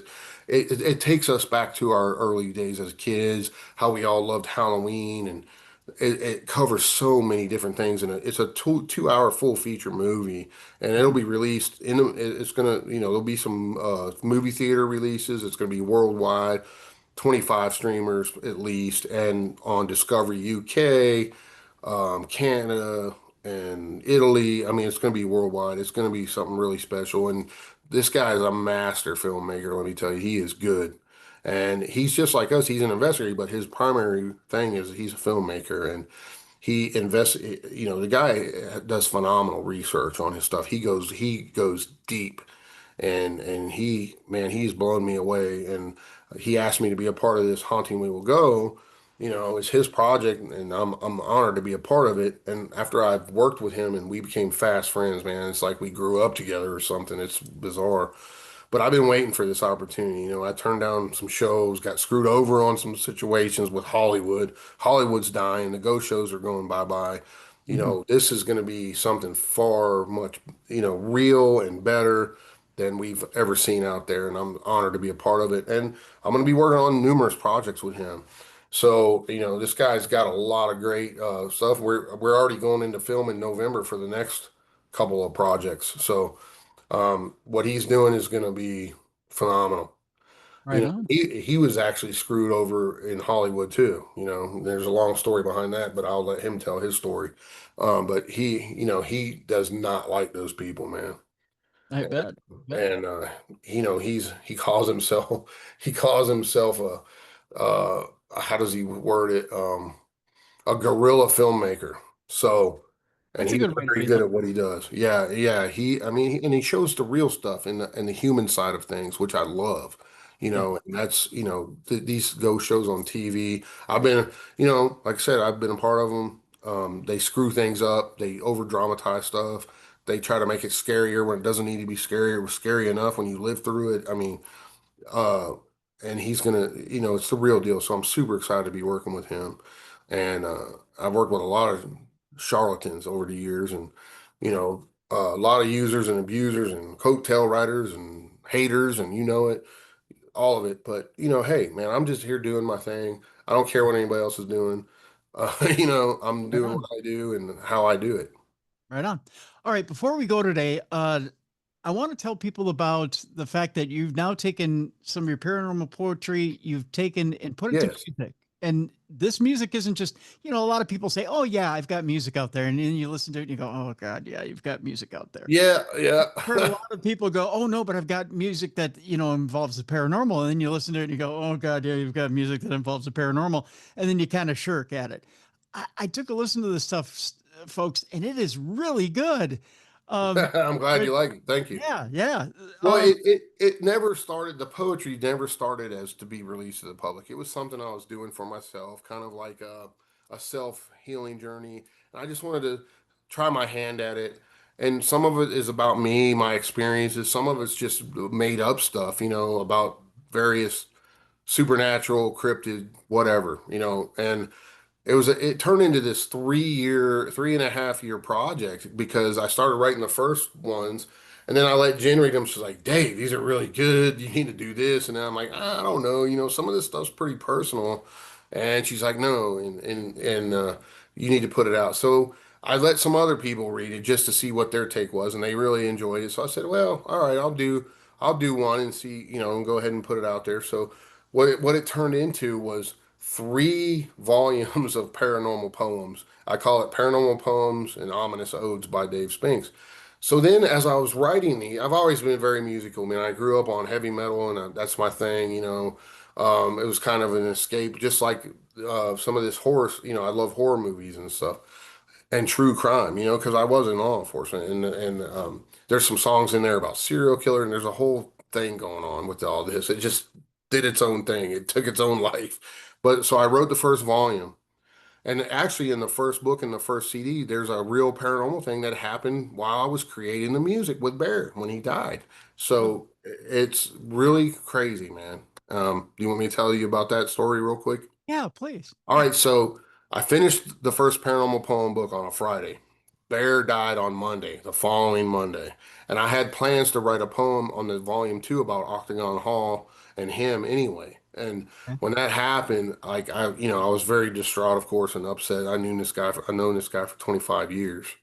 And I was like, man, I'm just gonna do it. I'm gonna do it right now and put it in the first volume for him. I'm gonna dedicate this book to him. So that's what I did. So I sat down that day, the day he died, I wrote this poem about Octagon Hall and his contribution to Octagon Hall as being an OG in the paranormal. And he spent a lot of his life there taking care of that place, keeping it going, and for many paranormal investigators to enjoy, and it's a great, phenomenal location. Um, so as I wrote the poem, and then Jen's sitting right next to me, and I'm done with that, and I'm working on the music now. I said I got the poem done, and when you work with AI, you have to physically type in the lyrics. So I took my poem and I put them in there. I put it in there, and then you got to make a chorus and do it musically, right? So I did all that, and I'm going through samples of music, and I'm adding how I want it to sound and everything. And it's a process. And then with me, I took it even a step farther. I got with my musician friends, And then I said, hey, this part's a little light. Can we add in some hi-hat and some more bass right here, or whatever the case, right? So I got done. I found the version I want. I said, this is it, man. This is awesome, you know? So I'm telling Jen, I said, you ready to hear it? And she's like, yeah. And she was on her computer working on stuff and talking to our friends about losing Bear. And then she just goes, oh my God, like that. And I'm like, what? And she scared the living hell out of me. And she goes, Bear just came into the room, but he looked really young and he had dark curly hair and he had a Tom Selleck mustache and he had a white shirt on and dark pants. And he put his hand on your shoulder and he said, I'm proud of you, brother. I'm saying, you're shitting me. I'm like, stop, you're don't, And she goes, no, I swear to God, I just saw that. I'm freaking out, and I'm like, what the hell? And we talked about that for a few minutes. I said, you're screwing with me. She goes, no, I'm serious. And she described it to a T, right? So I said, you ready to hear the song now? And she said, yeah. So I said, all right. And I started playing the song. Of course, we start crying because it's pretty, our buddy just died. Yeah. And we get done and I think the song's over, right? And then a pause goes by and you hear this like that. And I'm like, did you hear that? And then you hear all of a sudden this whole sentence of garbly-goops comes through. I didn't type none of this. You have to type it in for it to do it, right? Right. And then Right. you hear ha ha ha ha. And I kid you not, Tim, it's his laugh to a T. It was him. And Wow. I'm getting cold bumps again because I freaked out. I almost fell out of my chair. I'm like, that was freaking Bear. Oh my God. Right after she said that. And even if I would have typed in laugh, it would have sung laugh like that. You know what I mean? It would Yeah. have, you can't, it doesn't just laugh. It would have sang the word laugh. Right. Right. So I'm like, this is crazy. I'm freaking out. I said, that was Bear. And of course, we listened to it 20 times. I'm like, I got to call Twana, his wife. I got to call her. I got to call her. Now I'm like, no, it's too soon. He just died this morning. I'm like, what am I going to do? Yeah. And I'm pacing at this point. And she's like, screw it, she'll understand. Just call her and let her know what happened. So I said, okay. So I called her, explained the whole story to her. She said, I want to hear it right now. And I said, are you sure? Is it not too soon? She goes, no, I want to hear it right now. So I played it for her over the phone.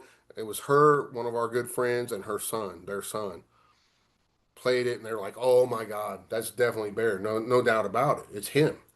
So I'm like, all right, honey, we'll be there tomorrow because I had to go speak at his funeral. And so we get there the next day at 9 o'clock at night, so like an 8 hour drive over there from where I live.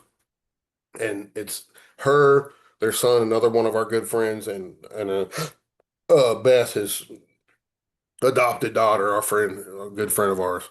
Mhm. So I'm like, do you guys want to hear the song right now? And they were going through pictures for the slideshow, and Tawana's handing me stacks of pictures and say, if you see one you like, let me know and we'll put it in there. So I'm going through these pictures and I stop and I go, oh my God. And I said, babe, take a look at this. And I hand her this picture. It's exactly as she described Bear. Curly brown hair, Tom Selleck mustache, white shirt, black pants. She's like, Really? yep, yep, I told you. See, that's what he looked like. And mind you, we'd never seen these pictures before. These were his wedding pictures with Tawana. Oh, And wow. they were pulling them out of these boxes, going through them. And I was like, oh my God, this is insane. This is insane. And I said, this just goes to show you that a spirit can manipulate electronic devices. I mean, I was on an AI program creating this for my friend, and he came through and let us know he was okay, and he laughed. And Wow. we played it again for him, and of course, live, it's even better. So then we took it a step farther. We did the funeral and everything, and Friday was the day. His funeral was on Thursday, so the next day we had food and all that for everybody. And then there was about 25, 30 of us, closer friends. Said we're going to go over to the hall and we're going to smoke one of his favorite cigars and have a shot of his favorite liquor to celebrate his life and end it on that. Hmm. And that's when I decided, I said, I'm gonna play that for everybody in the room. And I did. And there wasn't a dry eye in the house. And every one of them said, oh my God, that was Bear's laugh without a doubt. So that story's all in the first poetry book. The book's dedicated to him. And you have a song on the Origin albums called Octagon Hall that is that. And I left it in there so everybody can hear the laugh. So it tells a story. So the poetry series, the poems are all mixed up and the albums are all mixed up. So if you want the lyrics and the poems, you have to buy all three volumes to hear all the lyrics for all. And right now there's 6 CDs. I got three out, three more being made right now. The music's all done, and I gave you a small sample of some of those to play. Yeah, let's play a couple of them here. The first one, And the band's name, by the way, is Ghost in the Machine. Get it? So, and that's so the first cut we have to play is yep, Ghosts in the yep, and Machine. that's the So, title track for the Origins album. all right, so let's play a sample of Ghost in the Machine. Here it is right now.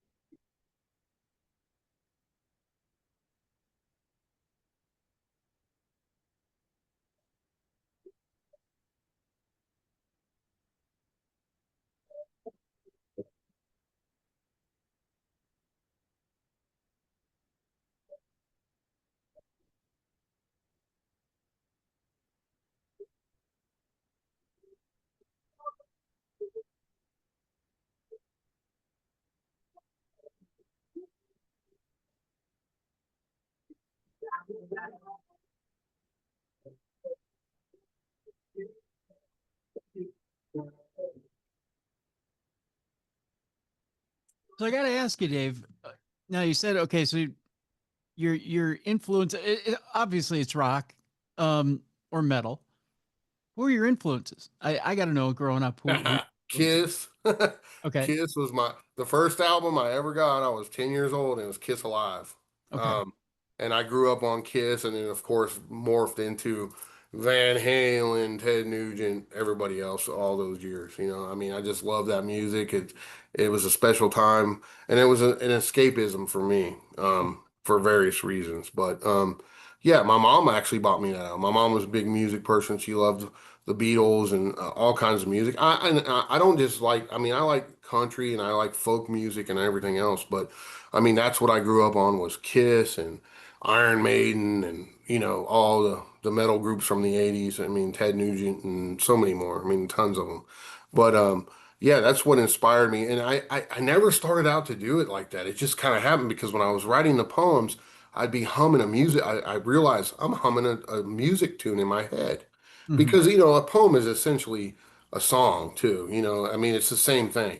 You're writing lyrics basically, and then some of them have to do with me, some of them, and they're all paranormal related. Every single one. They're either metaphysical, supernatural, paranormal, cryptid related, or UFO related. Right. So and some of the albums have themes like that. So Creepy Cryptids, obviously every song on that album is either Mothman, Flatwoods Monster, Goat Man. It's so I kind of themed the albums out. I thought it would be fun, something new and fun. And I figured the paranormal community as a whole would love this because there's nothing else like it out there. The Haunted CD, it's all haunting songs. Some are folklore songs from West Virginia about Screaming Jenny or the Greenbrier Ghost. I mean, these are all poems that I wrote that I turned into musical lyrics and created. It's part AI and part real music from my friend Vance that we worked with, and then there's the next one that's coming out is Legends. So Hmm. you'll have all these legend songs, about various legends in the paranormal world. Then you'll have one that's called Monsters, that's all about what we love as kids: Dracula, Frankenstein, Wolfman, the Mummy. I did a whole album just on that called Monsters, Godzilla, all that fun stuff. And then the other one that'll be out is Music from the Grave, and it's kind of like a hodgepodge of everything. So, and Origins is like that too. It has a little bit of everything on it, the first one. So it's been a lot of fun, man. I mean, I started off to do that for myself just as something fun, and it morphed into what it is now. And I hope people like it. I mean, the people that do have it already are raving about it. They love it. They said it's freaking phenomenal, and there's nothing else that they've ever heard like it. And so it's really been a pleasure. And some of the CDs have 20 songs, so you're getting a lot of music and like I said, it was a 3.5 year project. Yeah. Yeah. And eventually, soon, probably within 6 months or the first of the year, I'm going to have it available for digital download too. But Oh, right very. now, it's just on hard CDs, and I'll have it at my conferences. I will be speaking at Mothman this year. This month, I'm speaking at Kecksburg UFO Festival, and then right after that, Gettysburg, and then the Bigfoot camping and adventure up in Pennsylvania again, and Mothman. And then I put on the Flatwoods Monster Conference now. I revived that. We're going to our third year. It's doing really well. And we're having Frank Fascino, who is the master man, speaking there this year. I mean, he's got all the goods on the Flatwoods Monster, so he's our keynote speaker. And it's part of West Virginia folklore and history. We've got to keep it alive. Yeah, absolutely. We got another one here for us to sample. This would be off the Haunted CD. This is the Yep. title track, right? Haunted. Yep. And this song's about if someone maybe has an attachment, got an attachment, being haunted. That's what it's all, All it's right. all about. Let's take a listen. It can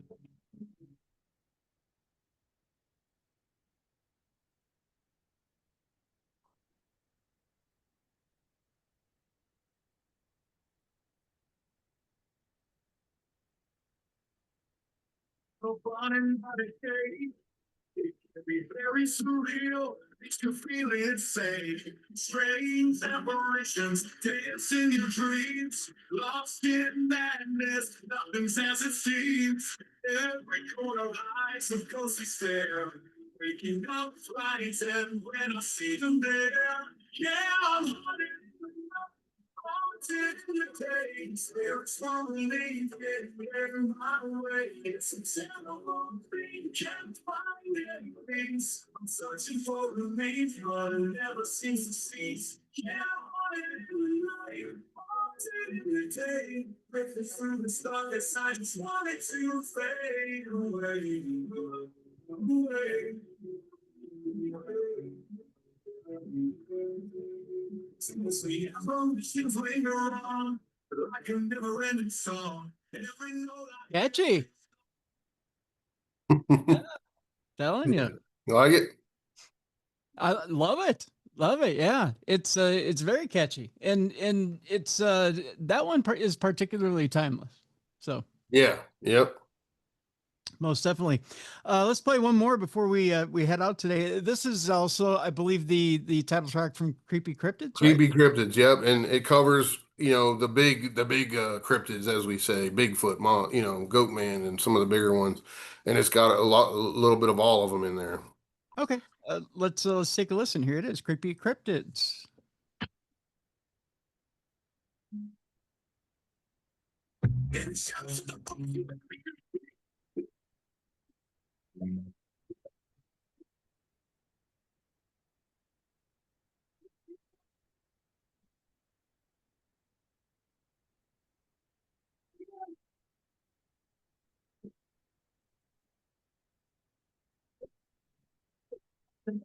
Stop there running fast, I feel so sight.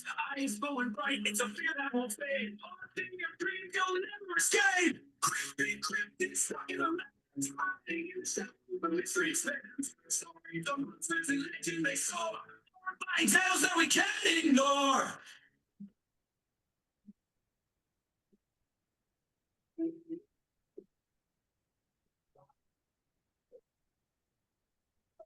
It's a crossing of dread. Those are the past that are living in the beds. I love that it's driving, right? Yeah. There's no balance here, is there? Like, bang, bang. Yeah, it hits you, man. It hits you right in the mouth.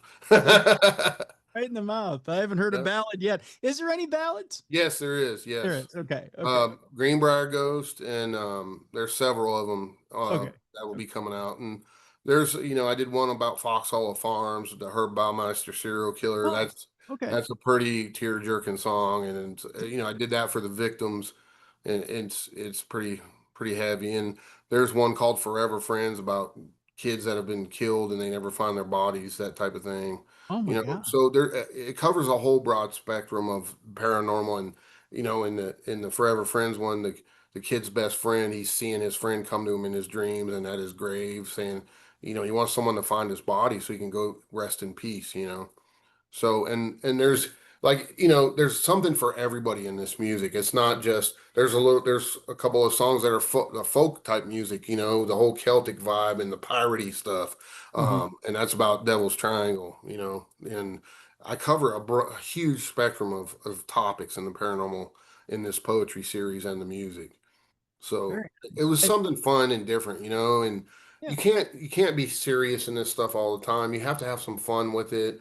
And for me, people kept asking me, "When's your next book coming out? When's this?"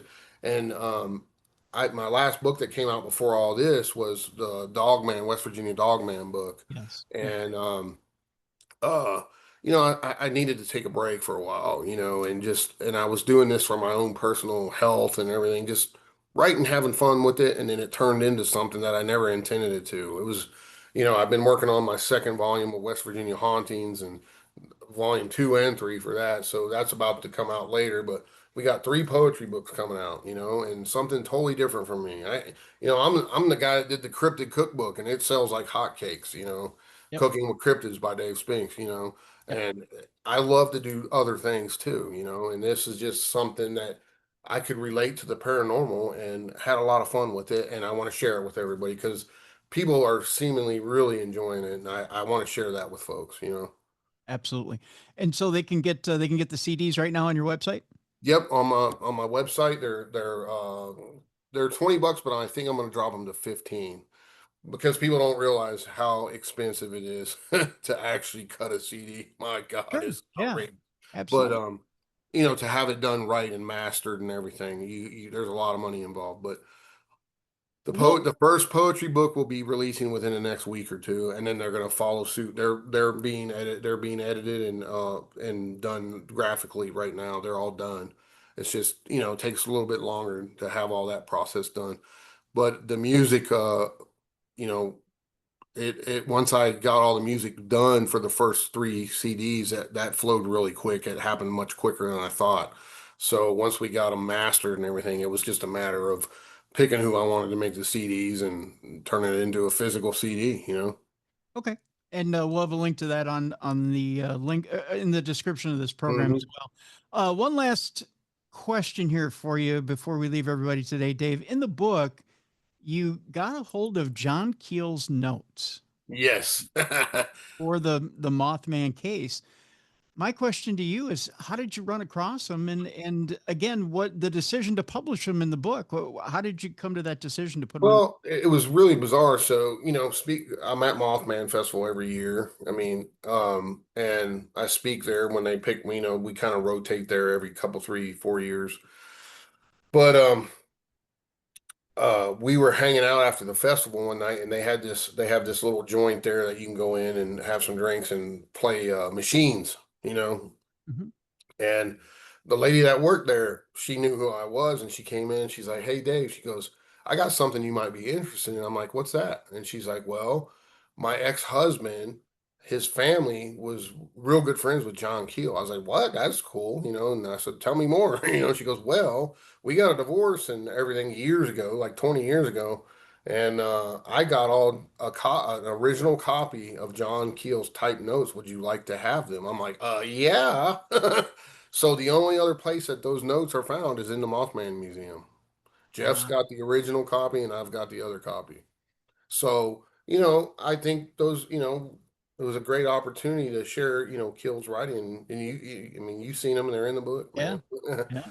And so that was just like one of those fluke crazy things that happened. And yeah, she gave them over to me. She goes, "I don't got no use for them. I figure a guy like you would love to have them." I'm like, "Yeah, you're absolutely right." And I thought about it. I said, "Well, I should just publish those in the book so people can see them." And it just adds to the whole craziness of the Mothman. And there's a piece of history there too. Well, it gives you a great look into the mind of Keel and what he was thinking when, when Yeah. he was investigating the phenomenon. And Hmm. yeah, it gives I you, know that's one guy I never got to meet that I always wanted to meet. And the first Mothman festival that he was at, I was actually there and I saw him come out in his famous white suit and everything. And there were so many people around him. I was like, I'm not going to bother him, but it was cool seeing him there. Mhm. And I think that was at the second or third Mothman festival that was ever put on by Jeff and them. So, but yeah, it was cool. I got to see the guy. And I got a little piece of his history in my book, so it's pretty cool. It's very cool. Very cool indeed. Beyond Mothman is the name of the book, and I highly encourage you to go get it. We have a link in the description of this program. We want you to, by all means, pick up this book and not only just get the scope of what's going on there in Point Pleasant, but everything that Dave has been through with both David Weatherly and with Jenny as well. There's some cases in here that I think are not only going to curl your hair, but will be some great reading and will give you some perspective as to what's going on in that area of the country. And I also encourage you to go get the CDs. This music is phenomenal, folks. You're going to want to take a listen and get an idea of the scope of the talent here that Dave is putting on display. So, Well, I'm glad you like it. And like I said, it was something fun that I just wanted to share with everyone. And I hope it's received well. It's something different coming from Dave Spinks' World of Weird, man. yeah, So yeah, absolutely. It's good stuff, Dave. Absolutely. So I want to thank you so much, my friend, for being with us here on Darkness Radio again. always a pleasure, Tim. Anytime, man. Always a pleasure talking with you. Absolutely. Absolutely. A couple of notes here before we leave you today, folks. One, if you're listening to this program, you're not watching the program on YouTube, it's real simple. Either go to the original Darkness Radio on YouTube and like and subscribe after you've watched this video, or go to darknessradioshow.com, click on the show that you want to watch, and you'll see the video above the audio. Just click on the show and watch it, and then like and subscribe afterwards.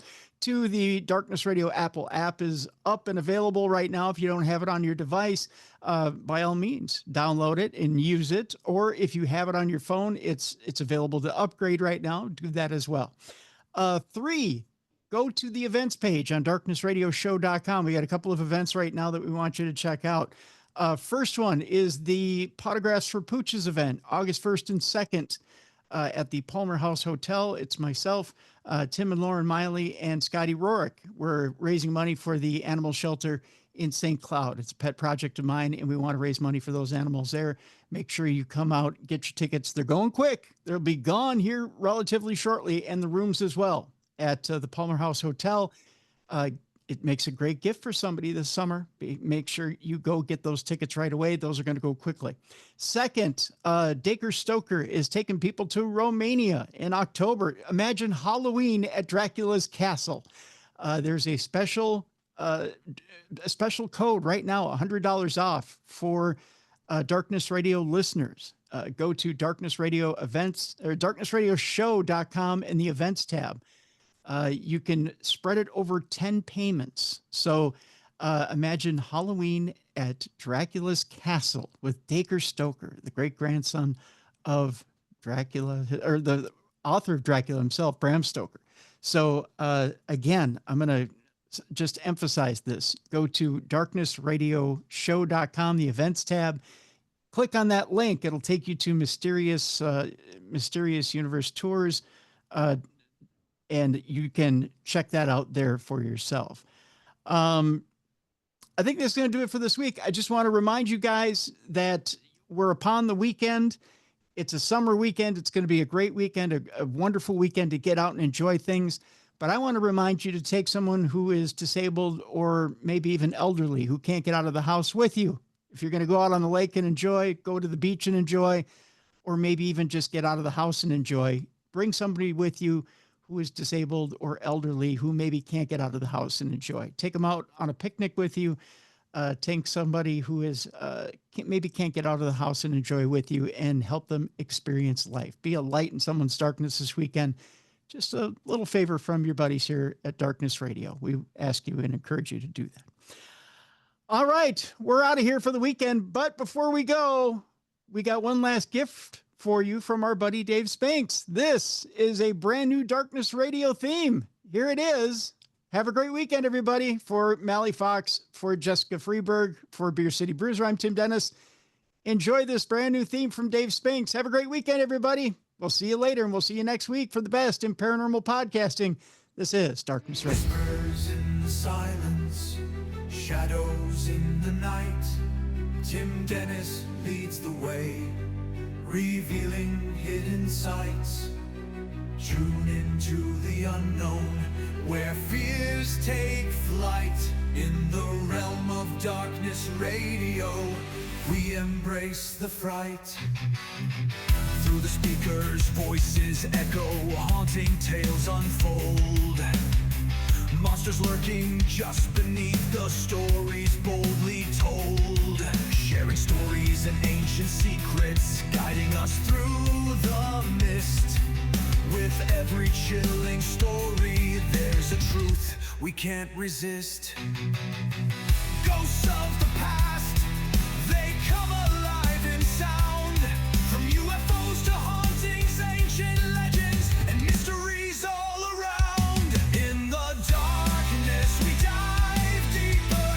Timdennis the host, sharing stories of the creepy, supernatural and adventure. In shadows we thrive.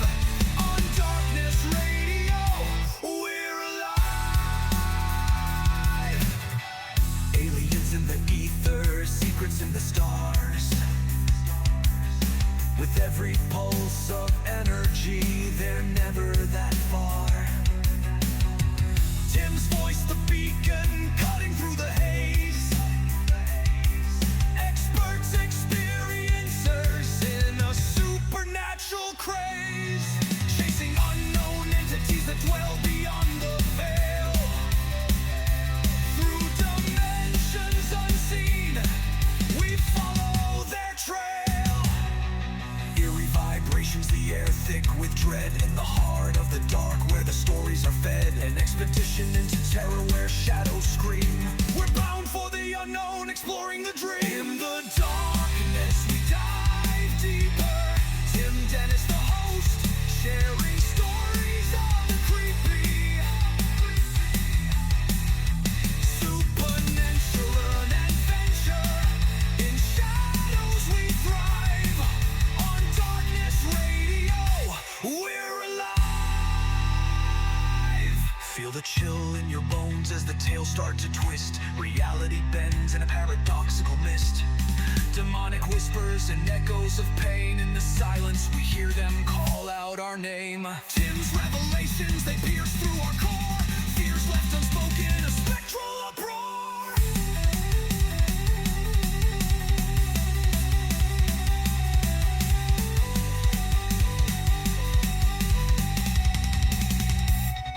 The clock strikes midnight and the air turns cold.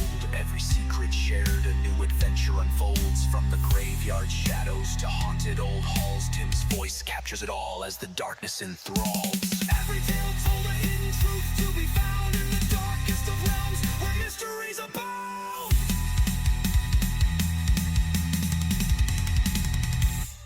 So tune into the whispers, let your fears ignite.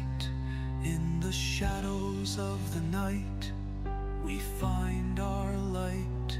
With Tim guiding our way through the realm of despair, we'll dance with the darkness beyond the nightmare.